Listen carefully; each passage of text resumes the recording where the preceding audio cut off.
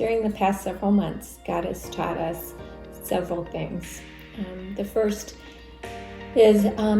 how much He loves us, more than we can ask or imagine. The second thing was that as we were going through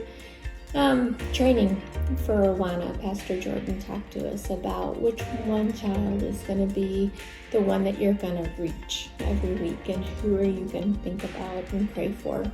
But as Awana closed out and COVID hit, and found ourselves, instead of being in school at home and wondering how we could reach others and be involved in others' life when we were isolated, began to pray with my oldest, my son, and began to just ask God where we could reach out, and had sent an email back to Pastor Jordan and said, hey, if you run across anybody who needs help with schoolwork or needs help watching their kids as they're trying to go to work and trying to do school and all of that kind of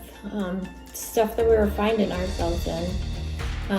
that I was home and willing and able to do that. So we did have an opportunity to be able to help a couple of children, a family that was just overwhelmed with trying to work at home and get school done and all of that. So my daughter Emily and I took on the schoolwork portion for a fourth grader and a kindergartner. And what a delight and fun time that was to be able to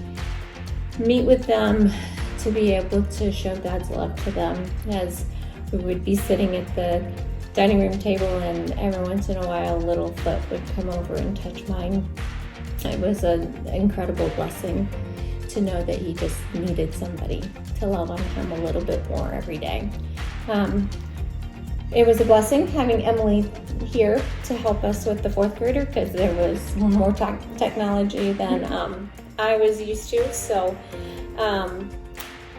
she has a little bit of exciting things that are coming about and how God's working in her heart too. Yeah, so because of the pandemic, I had to leave my senior year early, so I was not able to complete my student teaching, which was really hard and difficult to say goodbye to 25 students so quickly. And because I had been in student teaching, I didn't really have classes to continue working on, so I just had a lot of free time. And I don't do really well with free time, so having the opportunity to work with two kids, doing the thing that I love, helping teach and learn and watching them grow, not just academically but emotionally with each other, because being with your brother is not always the easiest thing, and they would fight, but they were always able to make up, and it was really cool to see them work with each other and encourage each other throughout the experience of being in a new and unfamiliar house with two unfamiliar people. I am